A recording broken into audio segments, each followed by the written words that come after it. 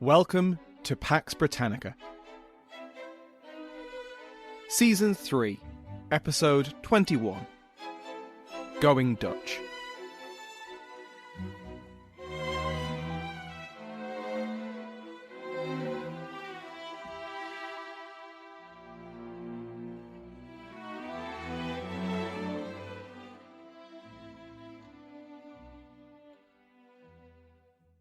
Welcome back to Pax Britannica. I'm your host, Dr. Samuel Hume.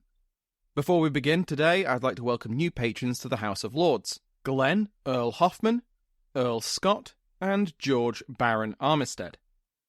The new Earls have access to the bonus content, and all patrons get their own premium RSS feeds that let them listen to the podcast without ads. Go to patreon.com/PaxBritannica to find out more. Last week, we saw the end of Prince Rupert's naval war with the Commonwealth of England. The German prince, cousin to Charles II, had spent 5 years at sea, seizing ships, raiding coasts, and generally keeping the flame of the Stuart cause alive. It was a hard 5 years, and he returned to France in 1653 to a frosty reception from frankly ungrateful relatives, who just wanted to know how much treasure he was bringing them. Snuffed out in the hurricane which killed his brother, Rupert's opposition was the last ember of resistance to the Republic. The three kingdoms had been conquered. The smaller islands of Britain and Ireland had been pacified. The colonies had been reduced to Commonwealth authority. For the first time in, 12 years? 14? There wasn't some kind of civil war or rebellion in the former domains of the Stuart monarchy. But by the time Rupert limped into Nantes in 1653, the Commonwealth was already locked into an external conflict. The Commonwealth had built up a formidable military machine on land and sea. The army would remain the priority of Westminster, for political reasons as much as for security, but the navy received its share of attention too. In 1652, the Commonwealth voted to spend £535,000 on the navy, which was a lot, although that didn't include the £237,000 of debt, and the army was allocated £1.3 million. But still, it was a vast sum. This funding allowed the state's navy to operate a main fleet of 10,000 sailors in addition to multiple convoys. The state's navy was very busy. Along with the pursuit of Rupert and the suppression of rebellious colonies, there was an undeclared war with France, partly down to the Bourbon family ties with the exiled Stuarts, partly due to ordinary geopolitics. This war mostly involved the capture of each side's merchant shipping, which had prompted the formation of the convoy system in the first place. But the war had climaxed with the capture of Dunkirk in 1652. A theatre of the Franco-Spanish War, which had begun during the 30 Years' War but hadn't ended with the general peace, the French port of Dunkirk was besieged by forces from the Spanish Netherlands.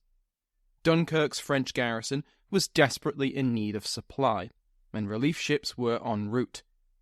And then, Admiral Robert Blake of the States Navy intercepted it with a fleet of state-of-the-art warships and destroyed it. A note was sent from London to Paris, explaining that Blake's intervention was merely a reprisal for early affronts by the French. Dunkirk had been a key base for privateers against English trade as well. Dunkirk soon surrendered to the Spanish, and its loss was a blow to Cardinal Mazarin. France recognised the English Republic, and the undeclared war came to an undeclared end. Just as with Blake's blockade of Lisbon, the Commonwealth's navy had forced its continental neighbours to acknowledge the new regime. One of those neighbours had very quickly acknowledged the Republic: the fellow Protestant, fellow Republic, United Provinces of the Netherlands. Coinciding with the 1648 Peace of Westphalia, which ended the 30 Years' War, the Peace of Munster ended the 80 Years' War between the Spanish Empire and the United Provinces of the Netherlands. Unlike previous truces, some of which lasted for several years, this was the first time that Spain had formally acknowledged the independence of the Netherlands. Ties between the Netherlands, England, and Scotland had always been strong, if not always friendly. Besides their shared Protestantism, although not shared doctrine, the three countries had long-standing trade links across the North Sea. If you recall, it had been proposed that Scotland, England, and the Netherlands unite into a reformed federal union under the shared ideals of the Solemn League and Covenant. Now, these proposals hadn't really gone anywhere during the Wars of the Three Kingdoms, but in 1650 and 1651, the hopes of a union between the two republics were revived. In part, they came about from the sudden death of William II, Prince of Orange. Now, without getting too much into the weeds about the constitution of the United Provinces, William, or Willem, was the stadtholder, steward, of several of the provinces which made up the United Provinces. Governing in conjunction with the States General of the Netherlands, the stadtholder was the de facto head of state. The stadtholder was not officially a hereditary position, because the states, assemblies of each province, elected their own stadtholder. But throughout the 80 Years' War, the stadtholders of most provinces had usually been bestowed on a single person, and that person was usually a prince of the House of Orange. William the Silent, then his brother and military genius Maurice, then William the Silent's son, Frederick Henry.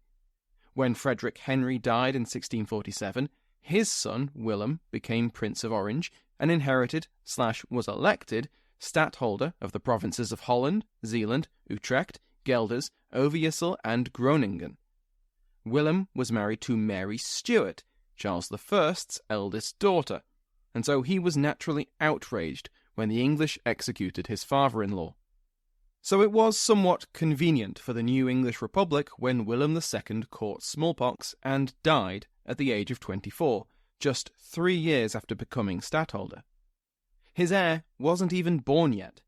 The future William III was born a week after his father died, and this came at a very tenuous constitutional moment in the United Provinces.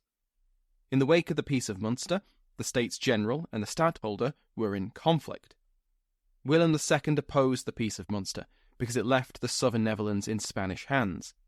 The States General was also pushing for a reduction in the size of the army, now that the fighting was over, ostensibly on account of its cost, but also because it would reduce the power of the stadtholder. The stadtholder was the commander-in-chief of both the army and navy, captain general and admiral general both, and he didn't want to have his power reduced. The States General was also increasing its own power. In the Peace of Munster, the United Provinces annexed the Generality lands, named as such because they were administered directly by the States General.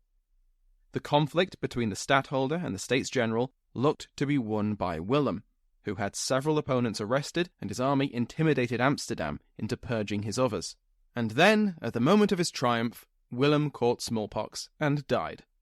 With Willem's death, and with the next Prince of Orange unable to assume the stadtholdership on account of, firstly, not being born, and secondly, needing a regency after he was born, a constitutional coup took place. Provincial states, which now had a vacant stadtholdership, such as Holland, didn't immediately elect the baby Willem to the position, and instead reserved his powers to themselves. The constitutional crisis had hardened the opinion of statists, supporters of greater power for the States General, and their suspicions of the Orangists, supporters of the office of stadtholder under the House of Orange. The danger posed by an overmighty executive had just been made very clear, and any regency of the young Prince of Orange would include figures who had been heavily involved in Willem's successful coup. A great assembly was held in 1651, and though there were provinces like Friesland which pushed for a new stadtholder to be appointed, the office was left indefinitely vacant. Not abolished, but for the next 21 years, the United Provinces of the Netherlands had no overall stadtholder. The States General also formally acknowledged the Commonwealth as a legitimate government. This is all to say that there were hopes in London that with the House of Orange out of power and the Dutch Republic looking increasingly republican, the idea of union could be revived. With this hope in mind, the Council of State sent Oliver St. John and Walter Strickland as their ambassadors to The Hague. The most immediate aim of their mission was to secure positive relations with the Dutch, mostly so they'd stop supplying royalist forces in Scotland and stop supporting the exiled Stuarts. If the mission went exceptionally well and a union could be agreed, one that bound the English and the Dutch together in religious, republican and commercial unity, then the sky was the limit.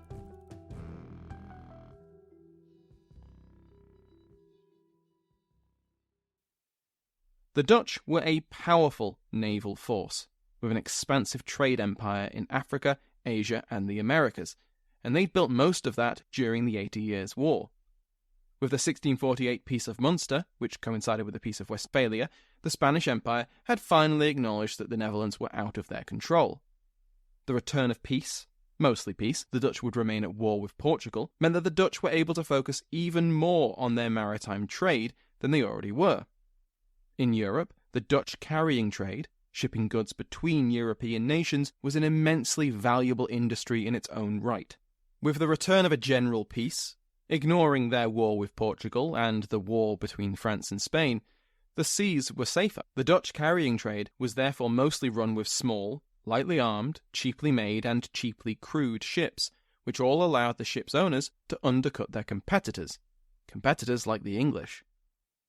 Beyond Europe, the Netherlands had outposts and colonies stretching from the eastern seaboard of North America, perhaps most famously New Amsterdam, the future New York, to the island of Formosa, modern-day Taiwan, and an artificial island in Nagasaki, Japan. The Dutch Empire was particularly large in Malaya and Molucca, and had grown extremely profitable from their dominance of the spice trade. There were trading stations and colonies scattered in between, providing valuable goods as well as security and supplies for the merchant fleets. By 1650, the Dutch colonial empire had overtaken the Portuguese. In fact, in several places, the Dutch had seized Portuguese colonial holdings or usurped the trading rights of their Iberian competitors from local rulers. All this maritime activity had government backing. The financial systems of the Netherlands, the banks, the insurance companies, were some of the most advanced in the world. The States General made favourable deals with other powers, such as Denmark. In 1649, Dutch ships received a discount on the sound tolls, which ships had to pay as they entered or exited the Baltic Sea. By 1650, this discount, and the general peace, had already vastly increased the number of Dutch merchant ships in the Baltic. Nicholas Rodger states that in 1649 there had been 13 Dutch ships sailing in the Baltic for every English vessel. In 1650, that ratio had skyrocketed to 50 to 1. That was why the Navigation Act of 1651 was so damaging to Anglo-Dutch relations. At a stroke, the Dutch carrying trade to England was deemed illegal. Merchants could only ship their goods in English bottoms, who were misses, and any ship caught breaking the act would be seized, along with all goods aboard.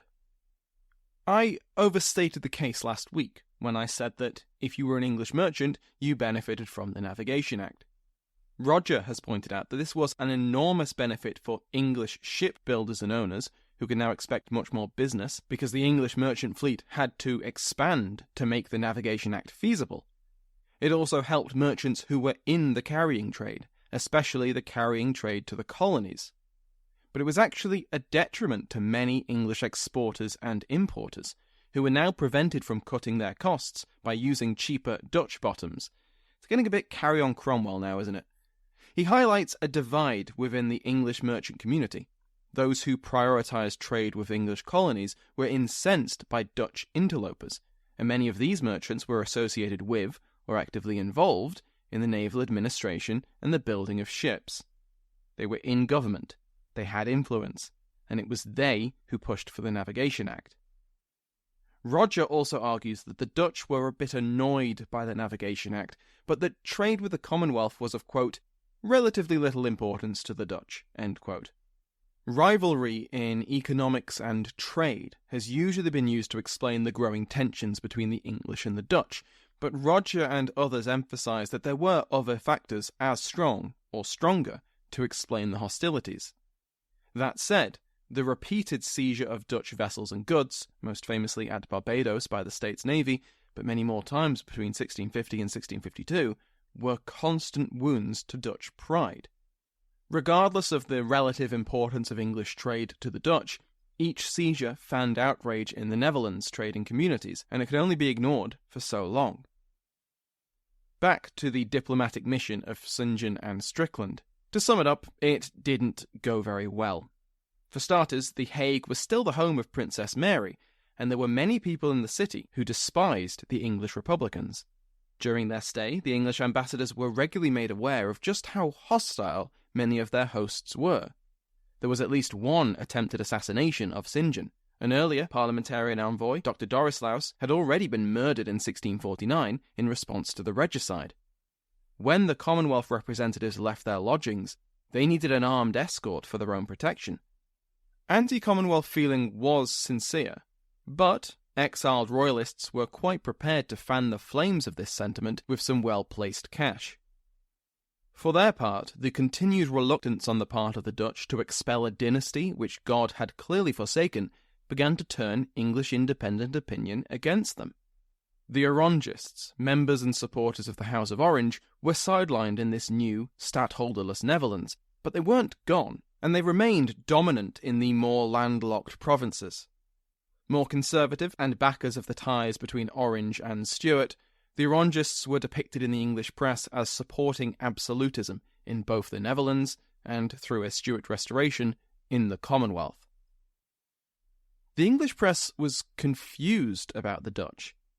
Because of their surface similarities, they were both naval countries, they were both Protestant, they were both republics. The different priorities of the Dutch incensed the English. Why were these supposedly godly people who treasured liberty providing shelter to tyrants? As Barry Coward puts it, quote, Dutch support for the House of Orange drove some English republicans not only to fear the Dutch as a potential threat to English security, but also to hate them, as a nation that had reneged on the godly cause of Protestantism and republicanism and had gone over to the anti-Christian forces of heresy and absolutism. Many English were also confused why the Dutch were being so reluctant to join another godly republic. It's hard to understate the strength of conviction that some key decision-makers in London had, that of course the Dutch would love a union between the Commonwealth and the United Provinces. It doesn't seem to have really struck fervent English republicans that the Dutch, who had just finished an 80-year war for their independence, might not want to immediately trade that away for a union. Even if that union was fully equal, and that was far from a given, it would still require sacrificing parts of their sovereignty. To English republicans, it was like comparing apples to oranges. The Dutch had just escaped the clutches of a tyrannical Catholic despotism. They were being offered a blessed union of liberty and Protestantism. When the Dutch resisted these overtures, the only reasonable explanation was that they were simply too greedy for earthly wealth. They had turned their backs on liberty and were apostates. Add to this long-standing material grievances, the dominance of Dutch trade, and historical tensions, such as the Amboina massacre, and you have a recipe for conflict. But Alan MacInnes has argued that, despite the difficulties, St. John and Strickland had made good headway in The Hague. After they left in June 1651, Dutch representatives travelled to London to continue the discussion. In his words, quote, a commercial treaty underpinned by a common Protestantism appeared to be on the brink of conclusion by April 1652. End quote. Unfortunately, that was not to be.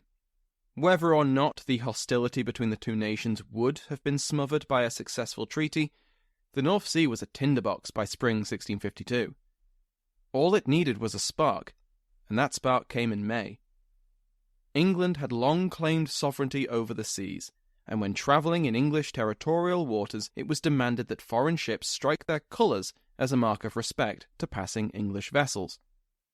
A Dutch convoy, under the protection of Admiral Martyn was sailing through the English Channel, when it passed a fleet of English warships under Robert Blake. But the diplomatic relationship between the Commonwealth and the United Provinces was almost completely frayed. In a tense standoff, both sides prepared to fight, and when Tromp was slow to strike his colours, Blake opened fire. Next week we will pick up that thread, as the First Anglo-Dutch War begins. If you haven't already completed the survey and you'd like to have your say, a link is in the description. Thank you to my House of Lords, including the King's favourite, Mike Sanders, Damien, Duke of Portland, Nicholas Dean, Marquis of Berkeley, and the Earl Talbot, Tom Cozens. Go to patreon.com/Pax Britannica to join their ranks and listen to the podcast without ads. Remember that you can join the mailing list to get news about the show by going to the link in the description. For other great podcasts on the Airwave Network, such as Redacted History, check out airwavemedia.com.